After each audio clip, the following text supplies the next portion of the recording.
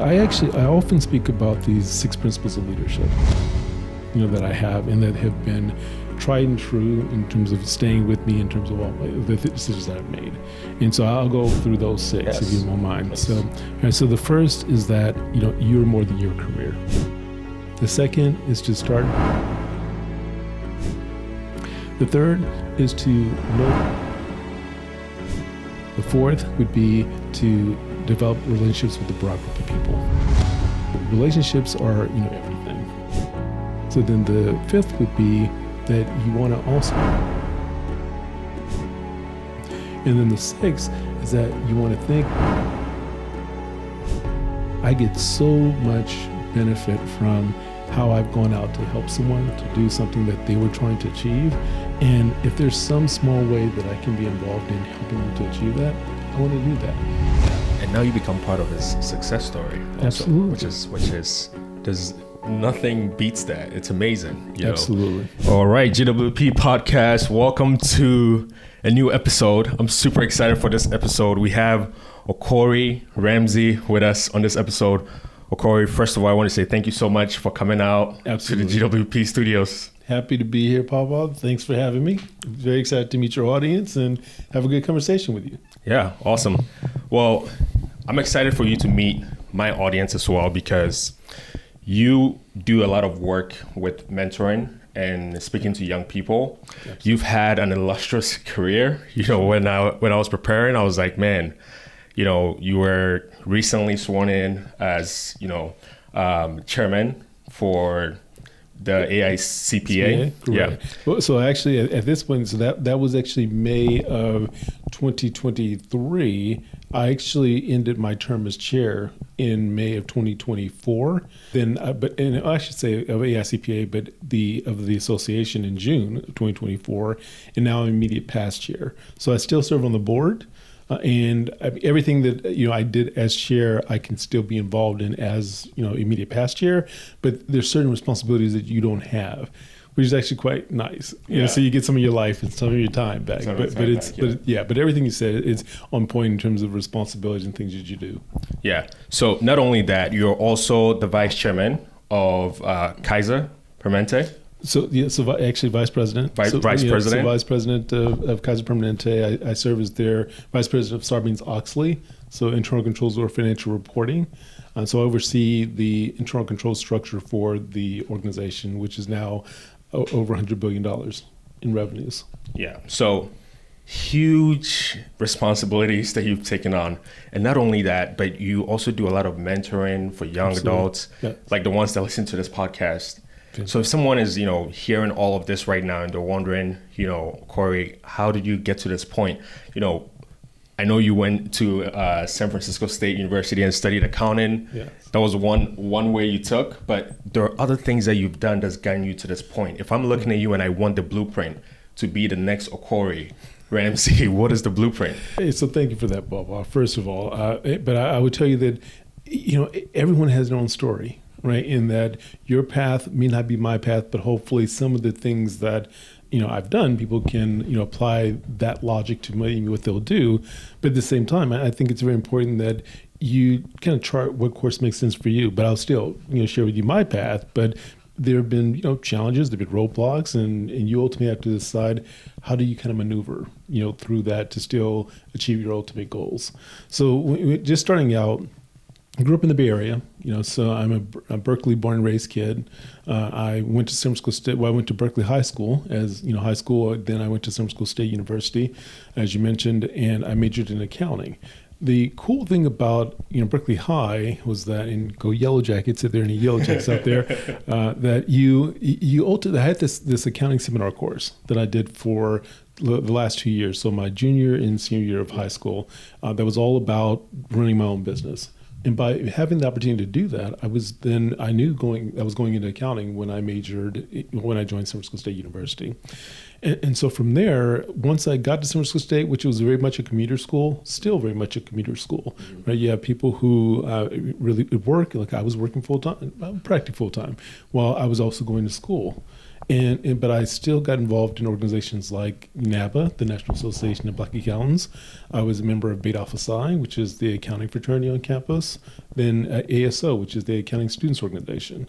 So I was involved in the different student activities where I could be, so that I could just get more introduced to the profession. And then that introduced me to internship opportunities. So I interned with Arthur Anderson, before the implosion, of course. I interned with Coopers and Lybrand, which literally became an after-school job for me, because I was going to school at San Francisco State, and I was doing that as my job, like a extended internship. Yeah. I also interned with Deloitte, right? And so by the time I came out of school, I had offers from, at that time, 5 of the big 6 firms. Right, and I just decided to join Coopers and Lybrand, and I did that I stayed with them for about 5 years, between the San Francisco office and then the Chicago office. From there, I left Coopers and Lybrand because they were merging with Price Waterhouse, which became PricewaterhouseCoopers. I decided I didn't want to work for the merged firm. I think it's an amazing firm now, but it's not one that I wanted to work on in terms of merged. So I left and went to Anderson, which was a very large firm, as well. And if you've heard of Enron, WorldCom, and some of those unfortunate events, that company or those companies went down, and Anderson went down with Enron. But I actually was there for 5 years between San Francisco and Chicago as well. And then when I left, it was before again the implosion with Enron. I went over to Robert Half International. Now, the interesting thing about going to Robert Half is that I was kind of in that what-if stage. Like, I didn't know if I wanted to stay in my career.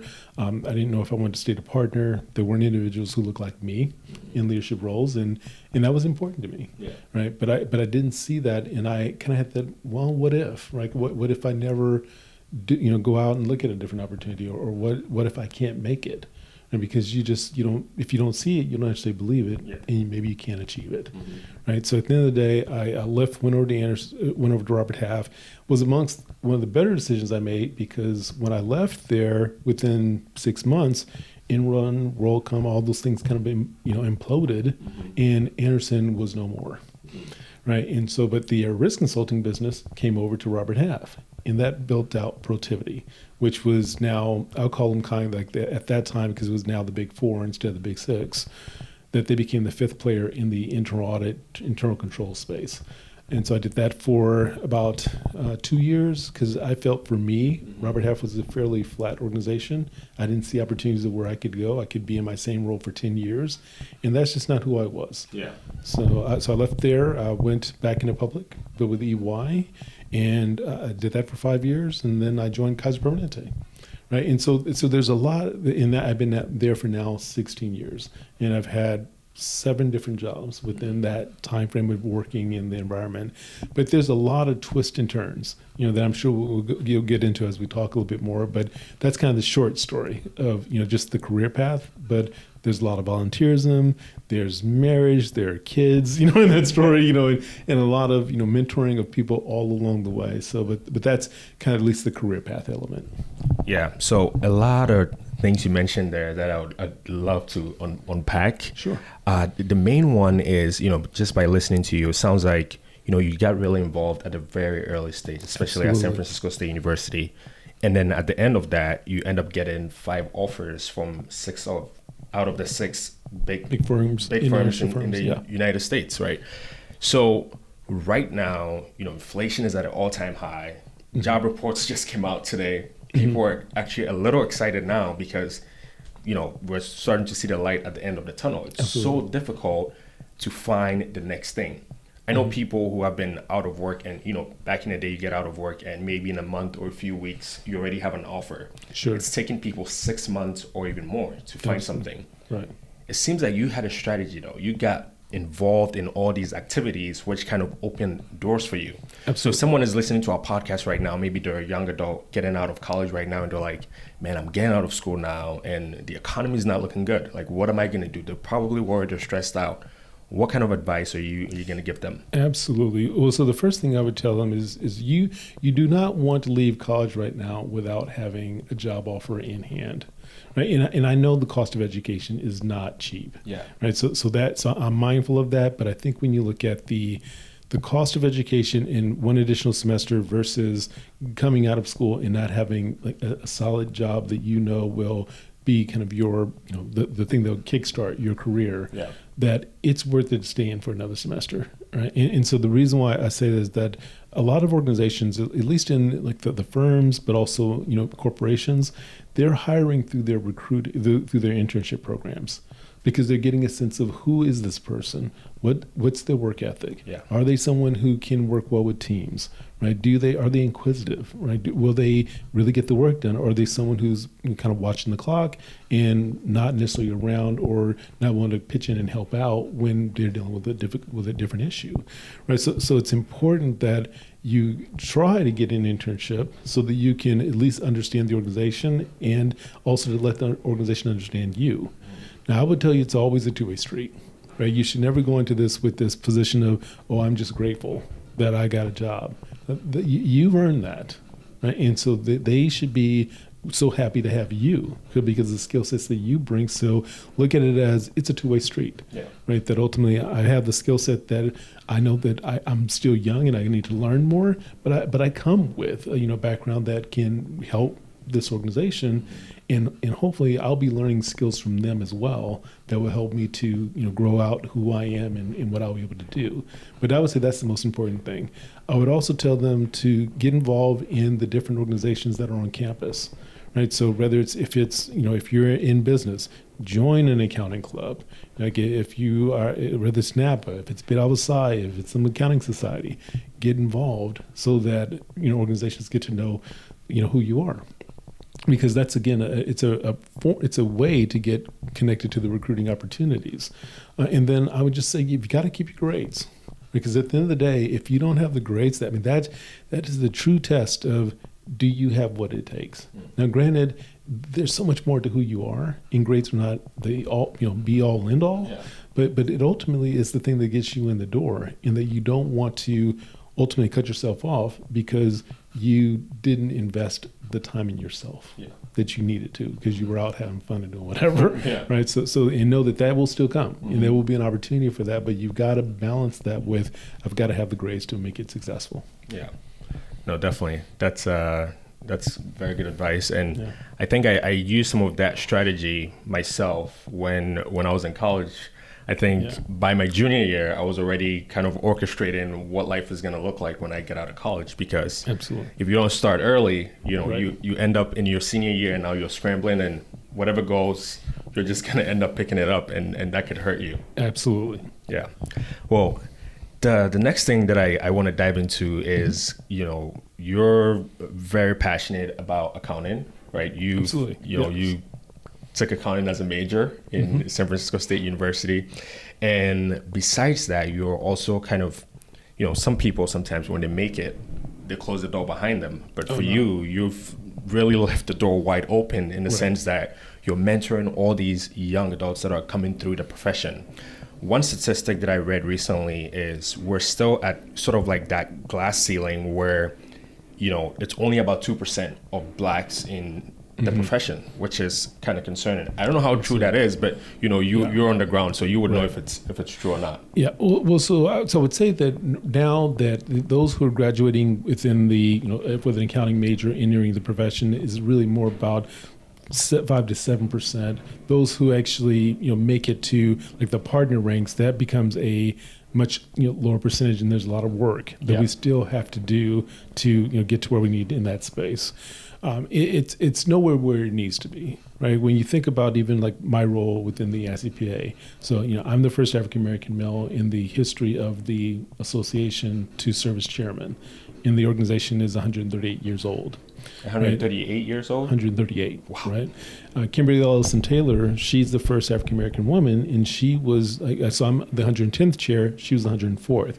So only 7 years ago was she in that role. So that just goes to show you that we still have an immense amount of work to do to make it so that this is the norm, not special, right? And I really do believe that it's important that you leave the ladder down. Right. So to your point of, you in NABA, which is one of the organizations I've been involved with for a long time, they have the concept of lifting as we climb. Right. And so, again, one hand pulling up the other. You really do have to, operate from an environment of, I want to support those who come behind. So you hopefully make the path easier. Yeah. Right? And I'll tell you just from my vantage point, like Kimberly Elson Taylor being the first African American to serve in this kind of role, that the things that she went through, it made it easier for me, to serve in the way that I do, because she showed that it was safe or okay, and that in the impact that you could have in the profession could be extremely positive. And it allows me to do, even more, right? And the person who comes behind me, even more, right? So the more that we do it, it just becomes normative. And I think that that's just important. But back to your point about mentoring and, just pulling others up, that I think it's so important that you can't be the only one, right? I mean, we still have many stories where you hear that I'm the first whatever, right? But you don't want to be the first and only. So how do you make sure that you're creating space and opportunities for others to come behind and saying people's names when they're not in the room, so that it can be understood what they can bring to the table, and maybe someone gets a shot. Yeah. And when it comes to mentoring, I don't know how young adults these days are kind of viewing mentoring, but I think it's not necessarily a shortcut, but it's probably the most brilliant way to kind of get to where you want to get to. Because a lot of times someone may have already blazed the path. And Absolutely. For you, all you have to do is kind of walk through that person's path and, of course, chart your own path. But, it's kind of like working smart in a way, right? Absolutely. Especially if you're trying to get into positions where there's only been one African American. Why not find that one person that did it, find out how he did it, and try to make it a little easier for yourself? Or she did it. Or how she did it. Thank you for that. Or how she did it, right? Yeah. And find a way to make it easier for ourselves as, men and women trying to get to some paths that have never been charted before. And it's a very important element, Paul, that I believe that learning from others, understanding, what their paths were, what were some of the challenges, and, not being afraid to ask for support. Because I have a young person, 2 young people actually in my life, and that my son's a junior, almost senior at, LMU, so college down in Southern California, and my daughter is a junior in high school, that oftentimes, like, my son is getting to a place where he does want to hear from dad, right? And he wants to take dad's advice. Daughter's still not so much, right? It's like I'm still on, her nerves. But it's the idea that the earlier that you understand that, hey, that generation before me, they do know some stuff, right? And that ultimately I can learn from them, but I can also maybe even teach them some things too, right? Because I often say that this current generation, Generation Z, the millennials, that technology in ways that the generations before don't, right? We may be understand, like, I'm a Generation X. They were, still your generation, the boomers, that are still in the workforce. Yeah. But we don't have that same level of understanding of technology that you do. Right? So how can we leverage the knowledge that you have and the experience that we have to really create greater benefits, right, in organizations, and not being afraid of either one's value, because one won't replace the other. Right? We really do need both, but we have to be both kind of willing to invest that time and not be like fearful of the benefits of either. Right? But I believe bringing that forward, it can make some you can make some pretty powerful things happen. Yeah, absolutely.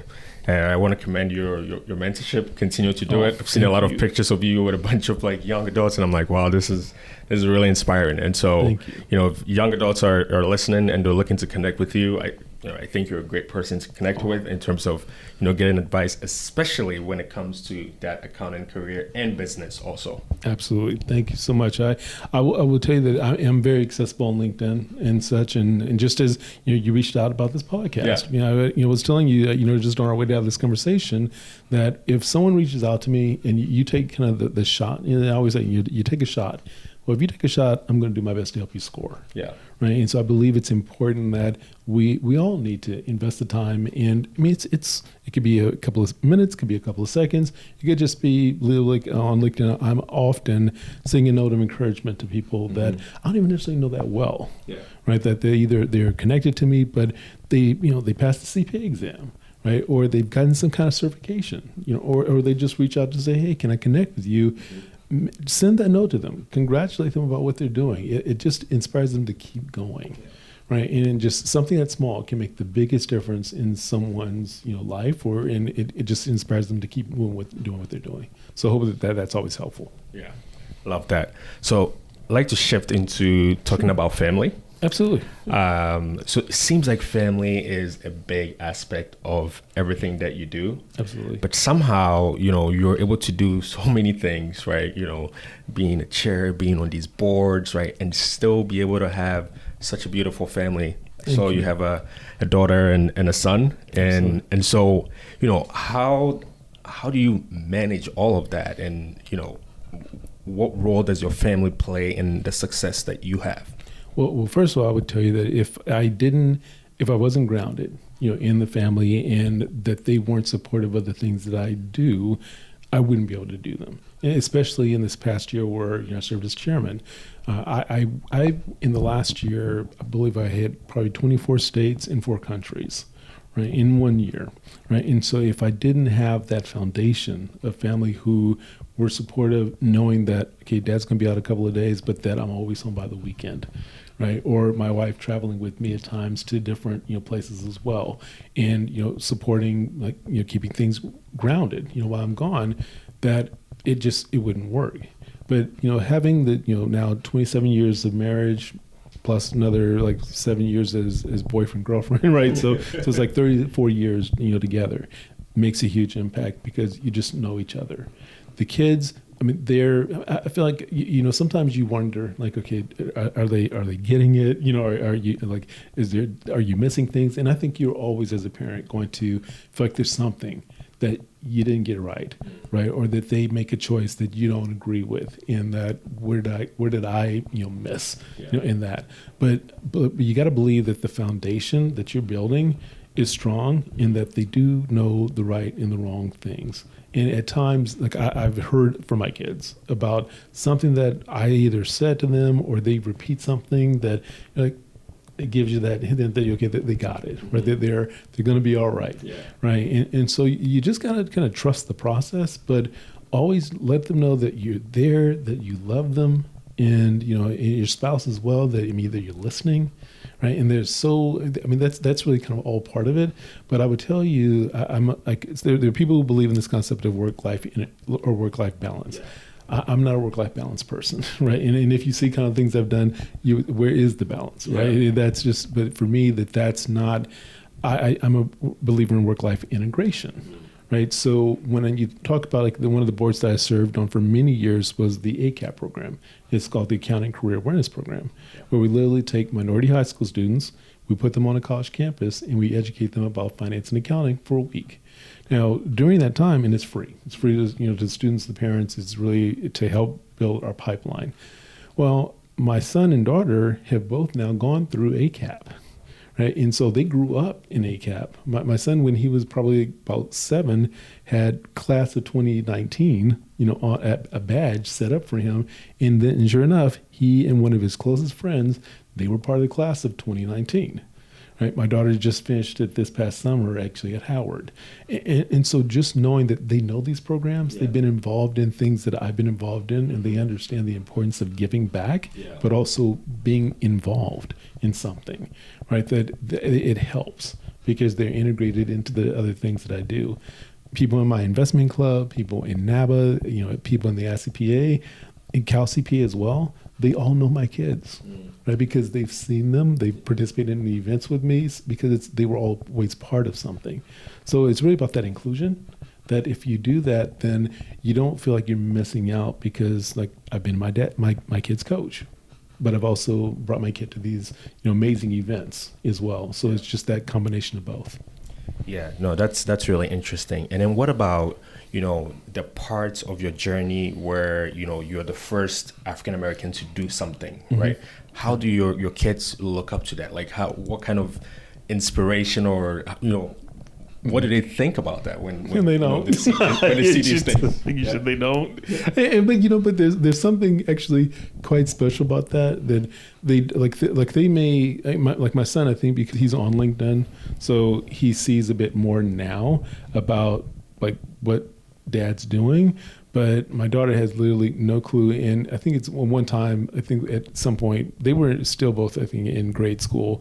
One of them like Googled me, right? And a bunch of stuff, kind of, popped up, and they're like, Dad's kind of doing some stuff, Yeah. So that kind of thing, is cool. But what's also cool is that sense of they don't really care, right? And that it's ultimately that I'm just dad, right? And there's something very like just simple and very cool about that, because I really want, that is my focus, right? In their life, it's just I'm just dad, right? But knowing that dad also has a sense of responsibility and a sense of community, and that you want to be part of something that is really bigger than you, and that you have the concept that I believe in is to whom much is given, much is expected. Right, so you have to be out there and being involved in that. I also have that expectation of them that as you start your career, there's a lot that you've gotten, right? Yeah. There's a lot that you don't have. You're not graduating from school with a bunch of debt, right? So ultimately, you pay it forward. And how do you help someone else out and lift up community? How do you get involved and make a difference in making our world better? Those are just my views, and there's an expectation of them. Right, that they deliver on that. So that's kind of, but again, I think in terms of just knowing that dad is served in this capacity or that capacity, it really, at least to me, from the way they show up, is that I don't really care about that. Maybe they do, but I don't see it. Yeah. They're picking it up, and eventually it's all going to come together. Sure. Yeah. So a lot of people that listen to GWP podcast are young adults, and some of them are just getting out of college. Some of them are starting their first jobs, right? Sure. And so eventually we're going to get to this stage where whether we're starting our families or, becoming responsible parents, one way or the other, we're going to get there.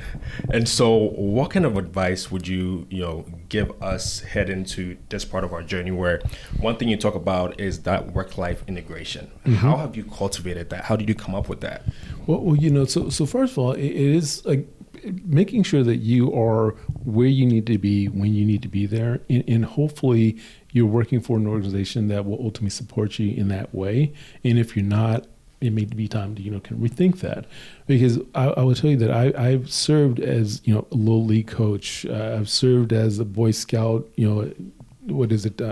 assistant scoutmaster, right? And so my son's an Eagle. My girl was she's still a Girl Scout now, but in T-ball, baseball, soccer, and I could do those things while still working in my job, right? And they understood that, okay, I may not be there at 3:00 in the afternoon on this afternoon, but maybe a little bit later that evening, I'm picking up where I left off to make sure that I've gotten what I need to get done for the day, right? And so for me, again, integration, so I don't feel like I'm missing out on something.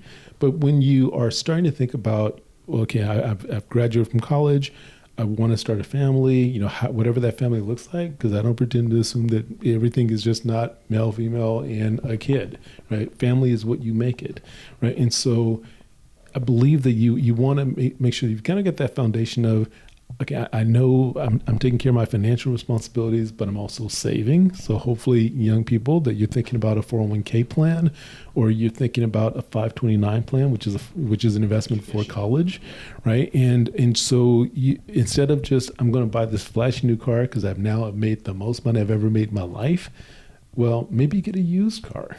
Right, and something that gets you from A to B, but allows you to put more savings, because oftentimes those cars, as soon as you take them off the lot, they're worth 75% of what you paid for, right, or 50%. So you need to make sure that you're making sound investments. Start an E-Trade account or some type of investment account that allows you to, maybe a discount brokerage firm, right, to help you start to save and invest on your own, or invest if you have more money in something that can be managed. These are all things that at least kind of get you off the ground, and also maybe an investment club. I will tell you, I've been in one of my investment clubs for, now almost 20, probably 25 years, and we started with very minimal basic knowledge of the market, and now we've gotten to a pretty sizable amount of money, right? But it started with minimal understanding, but a desire to really create a sense of community, and do something together, right? And learn and grow together. So making sure you're just kind of putting those things in priority, and then with whomever your partner may be, just having those discussions about the common things that you like. What do you think about raising kids, right? Or what are your priorities? Are we on the same page in terms of what we see for the future?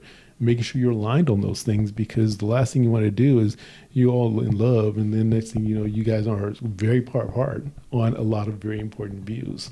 So making sure you're having those conversations early. Yeah, and those are some of those difficult conversations, but absolutely, you need to have them, right? If not, then you take 10 steps forward, and now you have to take probably 20 steps back. Absolutely. But I love that you kind of like diverted this into talking about investments, because that was going to be my next topic that I wanted to dive into. GWP podcast, Grow with Papa. One of our focus is building wealth, right? Okay. At the end of the day, we want to build wealth. Yes. And for us, building wealth means being able to do the things you want to do when you want to be able to do them. Okay. Others may have a different definition for that, but at least every time I've had someone on the podcast, I ask them, what is your definition of wealth? Mm-hmm. And so aggregating all those responses, that's kind of like the simple thread that I've seen. And we'll get your definition before the end of the podcast. But, right now, if you were to ask any young adult or anyone, what are some of the things that keeps them up at night? They're probably going to tell you money is number one, or in general, finances is number one. But we also know that investing, and if you want to build wealth, you definitely probably need to be able to invest. Sure. And so these days, when you're mentoring young adults, I don't know if anyone comes up to you and says, Okorie, I have $1,000. What should I do with this? But if any young adult walked up to you today and said, Okorie, I've been so lucky, I've come up with $1,000. What should I do with this? What kind of advice do you give them? So I would tell them, assuming that $1,000 does not need to be used on, food, housing, education, that this is just something you truly have able to set aside. I would tell them to invest in either a personal type of discount brokerage type of account to start investing in stocks that they believe in. So, and sometimes people would just go out because they think this is a fad. I'm going to invest in this because that's hot. I believe you invest in things that are tried and true. Some can be blue chips. Some may just be things that you use routinely in your daily life. So and that doesn't take a ton of research to understand those things. But I do want people to research, and understand what does a good stock look like, and what are the fundamentals that you should have in that. But a lot of times those things are your common types of products that you use every day. Those are going to over time do well, because a lot of people are utilizing those same things, unless they're completely speculative or something, right? So that would be the first thing. So get your toe in. It could be individual stocks. It could be a mutual fund. Some mutual funds start as small as $250. Some are $500. Some are $500,000, right? So it really does range. But that would be just kind of dipping your toe in to get yourself started. Yeah. So what's your take? Would you say actively managed funds, or just index funds? I think it depends on your time. How much time do you have? If you have the ability to monitor, but not also live and die by it, because you have people who are day traders and are focused on a lot of just day to day things that are hour by hour, minute by minute. And honestly, if you have a day job, you don't have that kind of time, right, to be monitoring like that. And that's where, again, an index fund may make more sense. But also looking at what are these funds invested in, and do they align with what you want to invest in? Do they have the growth strategy that you want? Are they invested in things that you care about, or they are not invested in things that you think are concerning? Mm-hmm. Right, so it's all of those kind of things. I think it's important for you to consider as you start to kind of get into investing. Yeah. But I would say if you're someone who is more in a financial space, maybe you have more time where you can actively do the work. But if not, do something that just aligns with who you are, your personal values, that has growth tied to it, and that are invested in things that matter to you. Yeah, that's great advice. And one thing you also mentioned is these fads that people end up getting caught up in. Yeah. FOMO, I think, is a real thing. Sure. Yeah. And, in today's world where we have social media, you see these financial influencers, they call them these days, they invest in options, and they can show you they made $10,000 a day. They can show you all this money they made in just one day, in just a few hours. Right. It kind of clouds people's judgment. Absolutely. I could be a young adult and I just started working, and I got that big boy job now, right, and I'm getting that nice paycheck. And now I start to see these things and I'm like, whoa, okay, I'm going to start diving into these things. What kind of advice would you give people? I definitely would say do not chase the fads and just follow those tried true. Like, look at people who have done really well over long periods of time. I don't want to give names because you get in trouble using people's names, right? But it's very easy to find individuals who have been in the market or who've had long-term success in investing. Look at what those individuals are doing versus the fly-by-night person you've never heard of before, but suddenly is like making a whole lot of money. Because sometimes even like when you look at things like an Instagram or those other types of social media tools, that what you see isn't always reality, right? Someone who may look real fly may not have a whole lot behind that, right? Like, it's like, everything is rented or everything is like very short term, right? And so, stay true to, just basic principles. And even though it's like, kind of the slow and steady wins the race, it may not be as sexy, right? It may not be as quick to hit, but over time, these things do grow, and you just gotta give it the time. Slow and steady, right? I truly do believe does win the race, but you have to be. It's about consistency, right? And not looking at I'm just going to jump into this. I haven't done any research, but it looks like what everyone else is doing, right? So I would just tell you to try to not let that side of your brain really take over and just go with what makes common sense. Yeah, no, common sense is key. And I'd like to pick your brain also. When you were getting started, what were some of the strategies that you implemented that today, when you're looking back, you would give that advice to younger Okorie? Well, so I often speak about these 6 principles of leadership, that I have and that have been tried and true in terms of staying with me in terms of all the decisions that I've made. And so I'll go through those 6 if you don't mind. Please. So, all right, so the first is that, you're more than your career. Right. So a lot of people kind of get caught up in, I have this fancy title or this job or, but ultimately, as you may know, back in the pandemic, many people lost their jobs. At one point, 40 million people were impacted by, the pandemic. And if they were so tied into my job and now let's say I don't have that, do you lose that sense of self-worth because you're no longer in that role? You're so much more, as you and I've talked about in terms of just who you are as a person, that don't get so caught up in that. So that's number one. It's like you're more than your career. The second is to start building your technical skills early.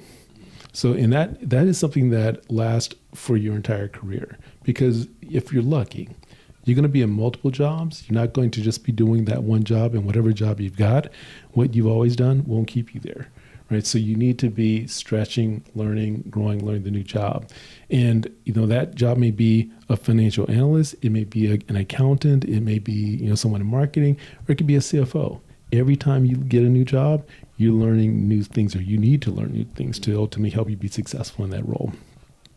The third is to know when you're no longer in the right place for you, right? Because sometimes we think that, well, it's the job, or I'm not growing anymore, I don't like what I'm doing, but maybe it's just you've gotten what you can, out of that role, and you need to start doing something different. So branch out and do, different things. Don't be afraid to make that move, because honestly, as humans, we like to be comfortable, but we can't be so comfortable that we're not willing to move and do different things. The fourth would be to develop relationships with a broad group of people. So relationships are, everything, right? So you have to be willing to invest the time in building relationships with a broad group of people, but so like people who don't look like me and you, right? You have to have those relationships across the board, and those who don't look like us need to have relationships with people who look like us, right? Because you never know where those relationships can take you. And, many of the individuals who listen on your podcast, they may be, friends of one another. Build on those relationships, but don't look at it as, what can you do for me? Really look at it as, what can I do for you? how can I help you to just advance the work that you're doing? So then the fifth would be that you want to also work on your personal brand, right? So what are you known for? And is what you're known for aligned with with the way that you want to perceive yourself? So like people look at me as someone who leverages people, processes, technology to get things done in the work that I do, right? And there are many, many cases where people can tell you about how that has occurred. Mm-hmm. So it's very aligned with who I am, right? In what I believe, right? But if I said that, well, I'm a this vast extrovert and I do all these great things, but then that's what people didn't know.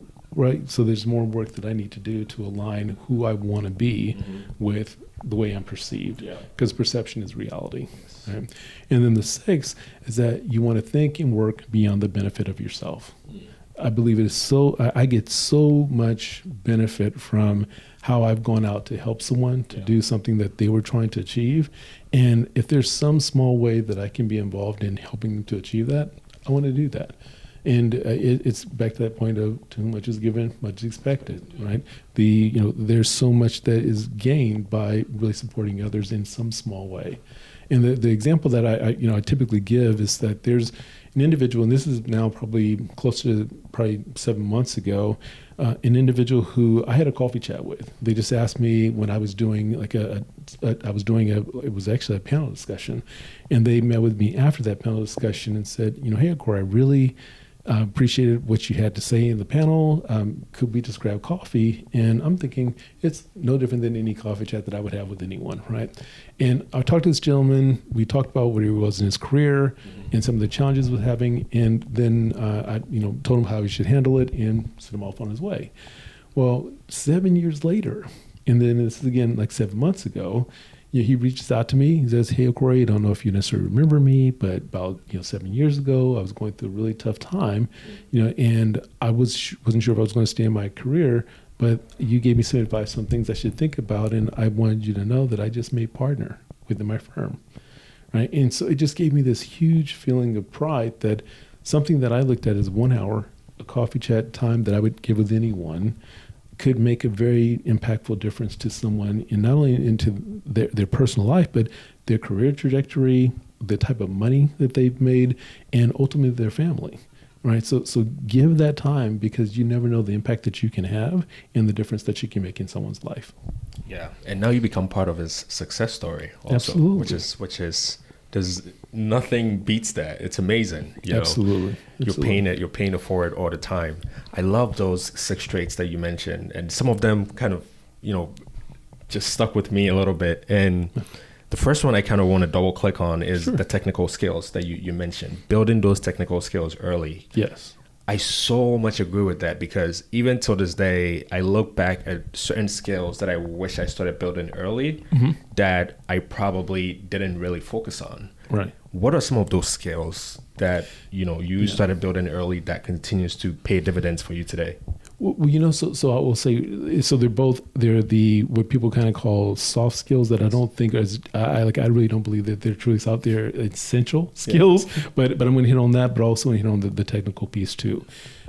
So for my career, having a foundation of accounting and understanding debits and credits, understanding the impact on the financial statements. So, what we call T accounts, and knowing that these things balance and how you zero them out. Having that basic understanding, really, really critical to my foundation, but it's not something I deal with every day today, right? But if someone were to try to tell me about a transaction and this is the way it should be, I know very quickly if they're right or wrong, right? If that's the right accounting treatment or not. Right, so having that foundation of accounting is very, very critical and important to my success. But other skills that I think are really important as well are the ability to make sense of data. Right? Can you take complex matters and make them simple? Right? How do you analyze information and tell stories, whether it be with numbers or other information? Especially nowadays with AI also. Absolutely. Right? So you're going to be getting so much data coming at you, and if you can make sense of the data, the AI is probably going to be smart, but then you're just going to seem like you just don't know how to make use of the data.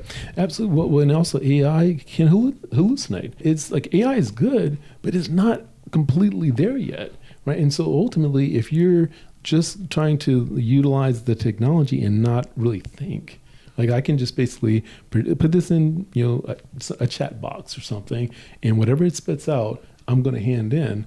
Then you're doing yourself a disservice, right? Because you don't know what it did, and you're just taking it at face value, and there is risk that what is out there may not be correct, or it may have made up what it didn't know, right? So you have to make sure that you understand, what is coming out of that. But more importantly, just understand, what is this data telling me? What kind of decisions should I be making based on it, or how I should be advising someone based on that? I would also say communication, whether it is a written form, whether it's oral, or you are giving a presentation to someone. How do you show up? Yeah. Right? Or do you build someone's confidence, or do you kind of make people question? Right? Those are the things that I think you really need to do. How do you lead?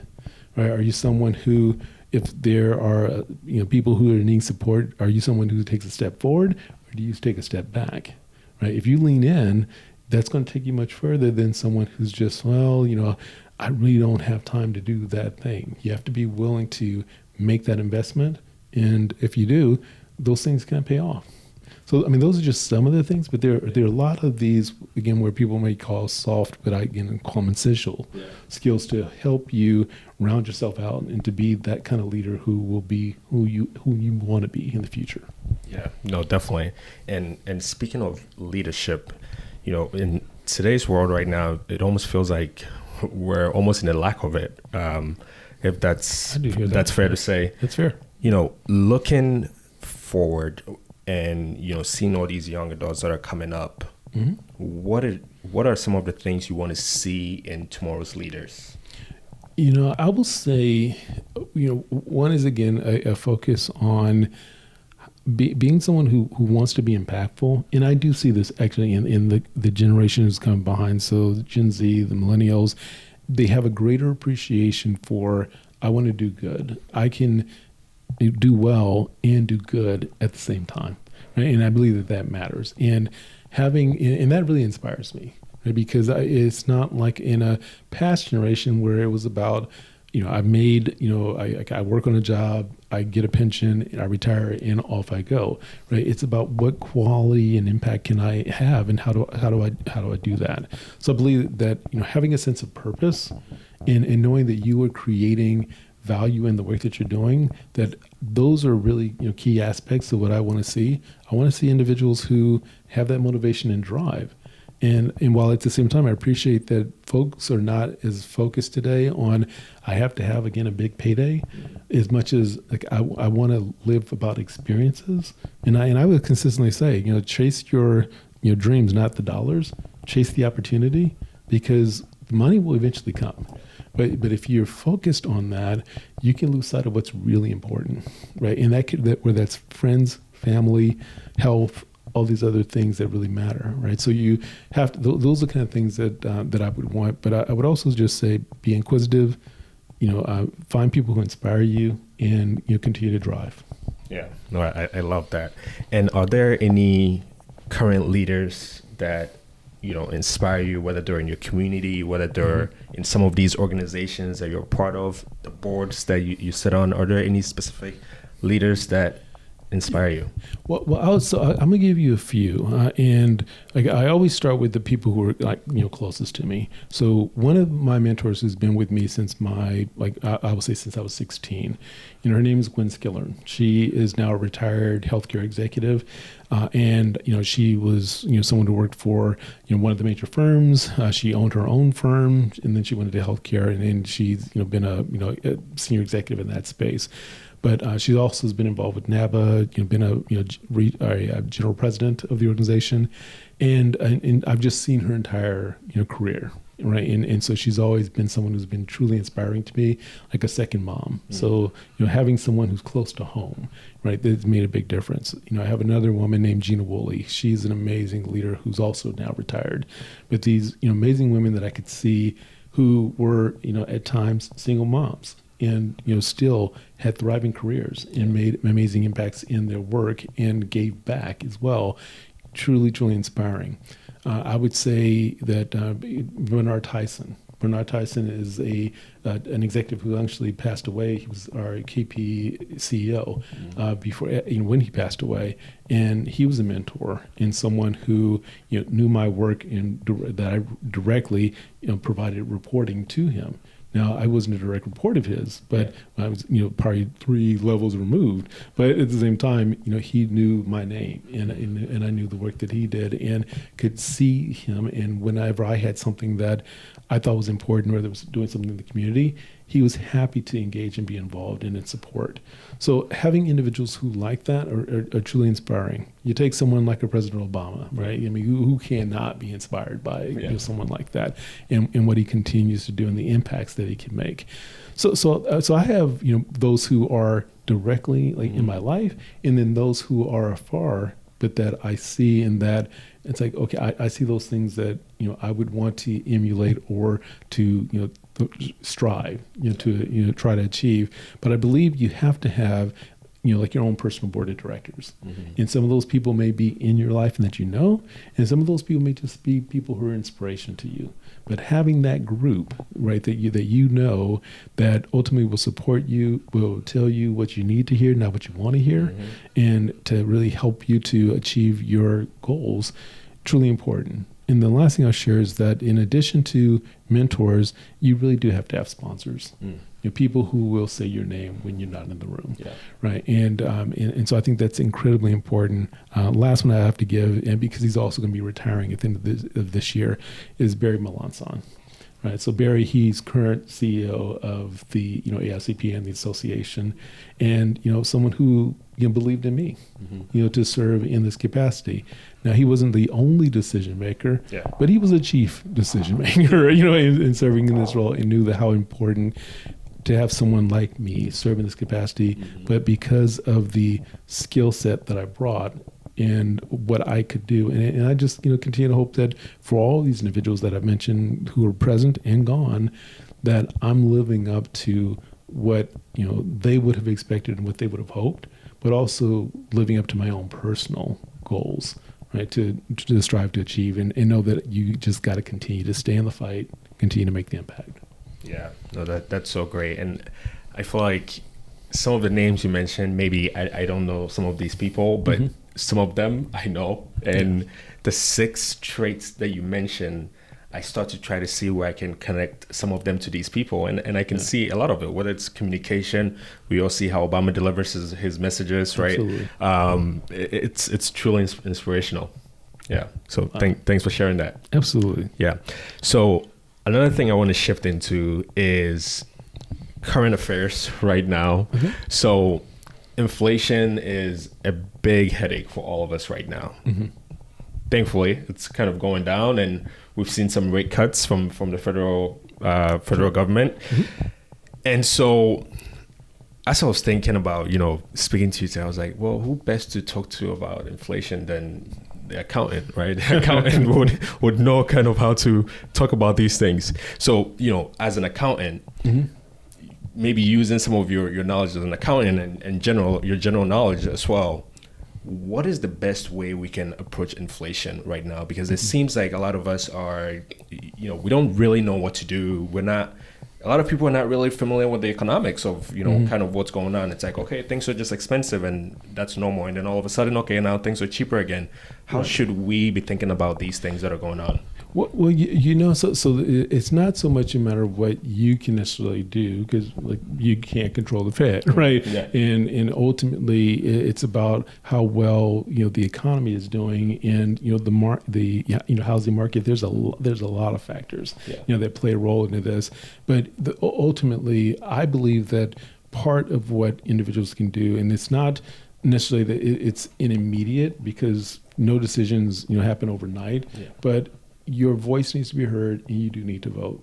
Right? And I'm not going to say who I think you should vote for, right? But I believe you need to be a part of the political process, right? And to make sure that your voice is heard. And if you're sitting on the couch, you can't stay home and just complain, right? And if you do complain, no one wants to hear that, right? Yeah. Because ultimately you did not choose to be a part of the process. So I would tell folks, register and make sure that you are actually voting, do your research, and make sure that whomever you are voting for aligns with your views and your interest. Right. And so that's a part of the process, because then you have a vehicle to go to that, congressperson or go to that senator and make sure that they understand what is important to you, your local, assembly person, right? And make sure that what you're looking for in your community is addressed, and what are they going to do about it? Because you put them in that office. Right, so hold them accountable, and also make sure that that hopefully the standards of what you would want not only for yourself but also for your children is represented in your leaders.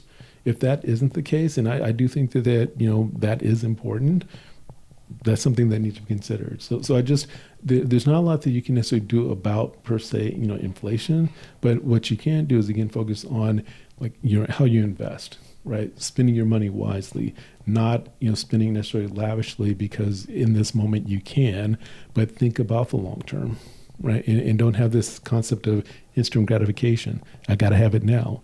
Well, no, you really don't, right? If you're willing to wait, you can have that and then some if you are willing to sacrifice. Yeah. But sometimes we are not always willing to do that. But the more that you do, when you think, because I actually have a niece who may even watch a podcast here, that she was telling me at one point that I want I think it was a Ferrari at some point, and she asked me if I could get one, and I could, right? But I don't want one, right? And I told her, if you do the right things, right, by the time that you're able to get that Ferrari, you won't want it, right? But you will have the ability to get it, right? And that's a very, very good place to be.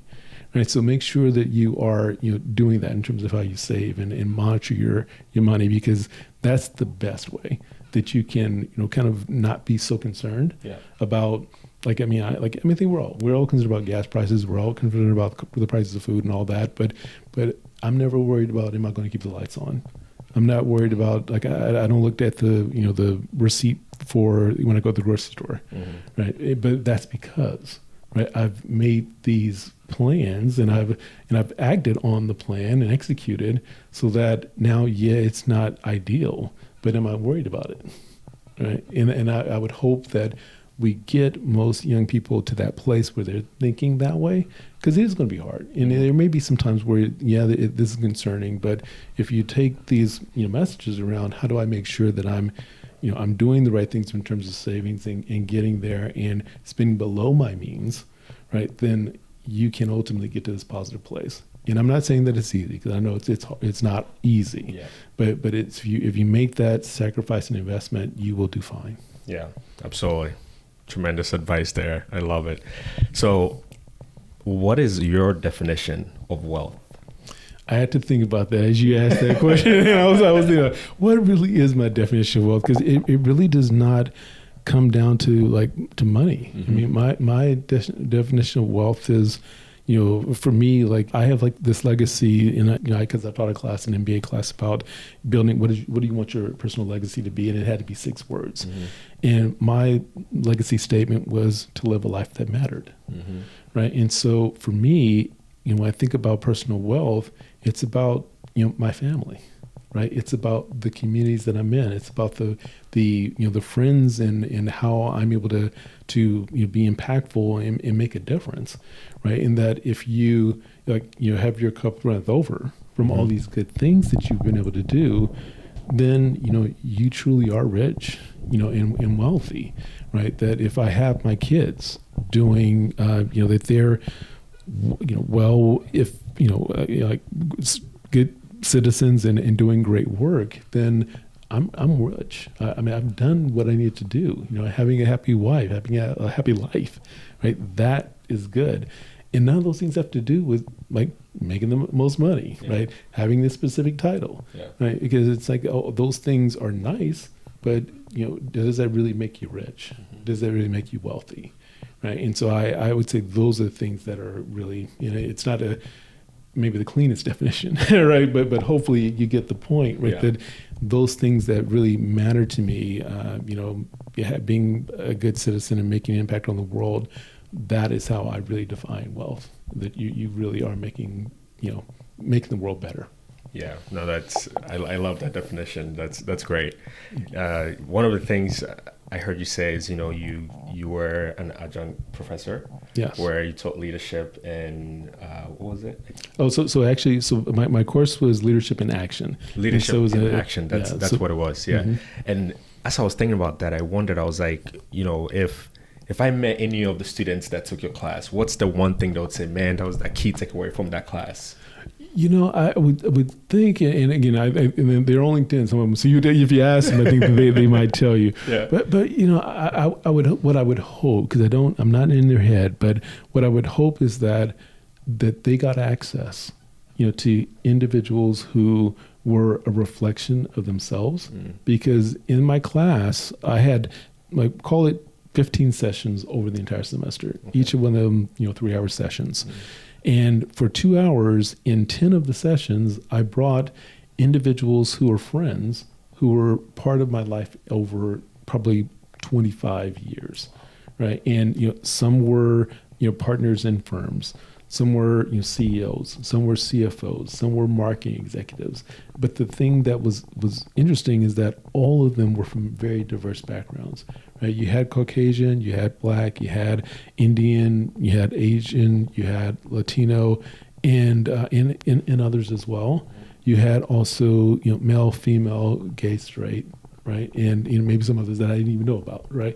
But my intent was that I wanted the room to be a reflection of the class, right? So they saw themselves, they saw the challenges, they saw the successes of these 10 executives, and that their stories were varied. And they did run into challenges, but yet they persevered and they succeeded.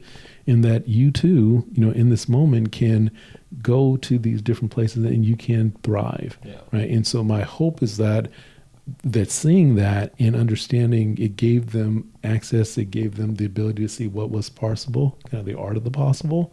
If you keep going, right, you keep pushing through, it can make a huge difference. And so that was my goal. Yeah. And I feel based on at least the evaluations at the time that I got really good feedback that they got the message. Yeah, no, that's awesome. That's awesome. Thanks for sharing that. So one thing that I try to find more about as I was getting ready for our conversation is your name.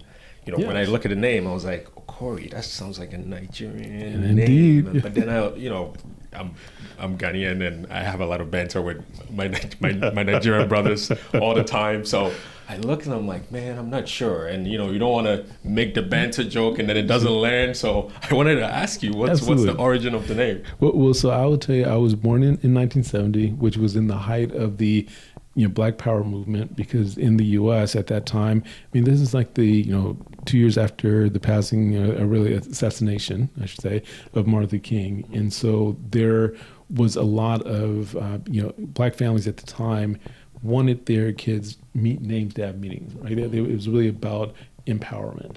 Right, and so my dad actually named me after a friend of his who was from Nigeria. Okay. It's Igbo, and my understanding, and I've heard from many Nigerians that it's born on a good market day is what the name. Now I don't know how you get all that from Okorie, but at the end of the day, I'm sticking with it, right? Yeah. And ultimately, I've run into so many Nigerians that it's just.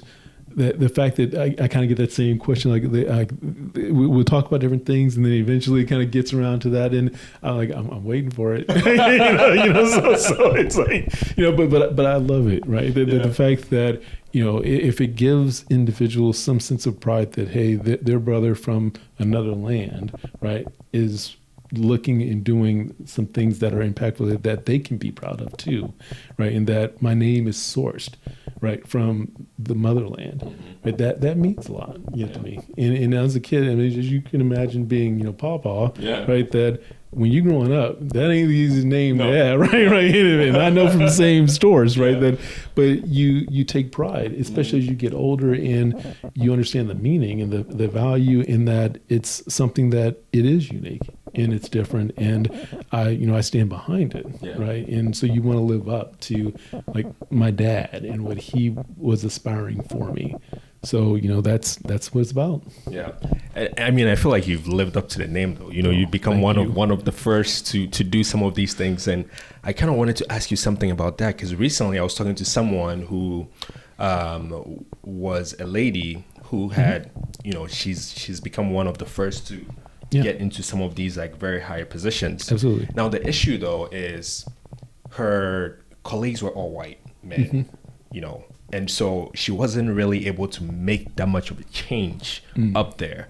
And so it felt like she was probably working 10 times as hard, but not making as much progress, probably because even if she pushed and she got pushed back, it was like you're the only one in the room kind of like fighting that fight. Right. Is this something you experience? And if any of us were to experience this, what are some strategies to kind of like work around this?